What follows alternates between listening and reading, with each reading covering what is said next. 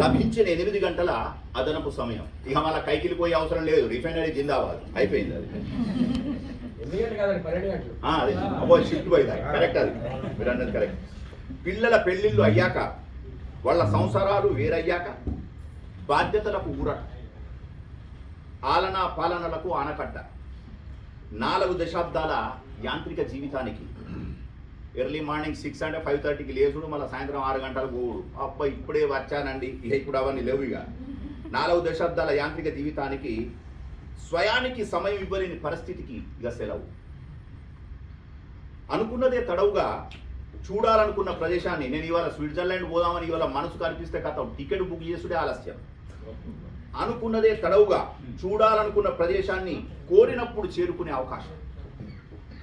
ఆర్థిక క్రమశిక్షణ ఫలాలను మొదట్లు చూడ ఎన్పిఎస్ పెట్టారా, సిప్పులు వేశారా, ఇక్కడ పెట్టారండి, అక్కడ జగాగా ఉన్నారా అని చెప్పేసి మన ఆర్థిక పద్ధతులు ఏవైతే ఉన్నాయో అనుకున్న ఆర్థిక క్రమశిక్షణ ఫలాలను పద్ధతిగా వాడుకునే సమయం నావు. మెల్లమెల్ల అవుకోవాలి. ఇప్పుడు ఆరోగ్యాన్ని జాగ్రత్తగా, పరస్వాధీనం కాకుండా, అదొక్కటే మన అందరం కోరుకునేది.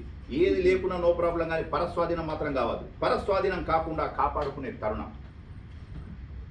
ఎవరికైనా వృద్ధాప్యం అనేది అనివార్యం, అన్అవాయిడబుల్, ప్రతి వాళ్ళకు వస్తుంది. అమితాబ్ బచ్చన్ 85 ఏళ్ళు ఇప్పుడు వచ్చినా కూడా కేబీసీలో ఉంటున్నాడు, వాటిలో ఉంటున్నాడు, కానీ వృద్ధుడే. ఎవరికైనా వృద్ధాప్యం అనేది అనివార్యం. ఎంత మేకప్లు చేసుకున్నా, మనం ఎన్ని చేసుకున్నా మనకు తెలిసిపోతుంటుంది మనసులోకి. ఎవరికైనా వృద్ధాప్యం అనేది అనివార్యం, కానీ వృద్ధులుగా భావించడం మాత్రం వ్యక్తిగతం.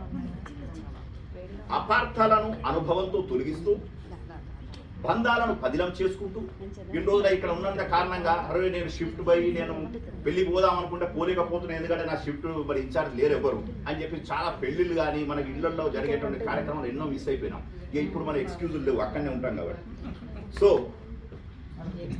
వయసు అనే వృద్ధాప్యం అనేది అనివార్యం, కానీ వృద్ధులుగా భావించడం వ్యక్తిగతం. అపార్థాలను అనుభవంతో తొలగిస్తూ, బంధాలను పదిలం చేసుకుంటూ, మళ్ళా మిగతా వాళ్ళందరినీ జమైన వాళ్ళందరినీ కూడా జమ చేసుకుంటూ, అబ్బా మంచిగా ఉన్నారా అని పలకరించుకుంటూ, ఆధ్యాత్మికతకు చేరువగా, మళ్ళీ కొంచెం భగవద్ ఆరాధన అవన్నీ ఆధ్యాత్మికతకు చేరువగా విశ్రాంత జీవనాన్ని ఆస్వాదించే అవకాశం.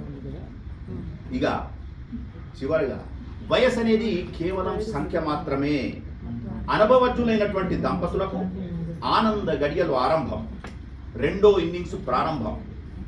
6 పదులకు చేరువైన ఆత్మీయులైనటువంటి శ్రీమతి శ్రీదేవి లవకుమార్ దంపతులకు అభినందనలతోటి ఉద్యోగ విరమణ శుభాకాంక్షలు. Thank you.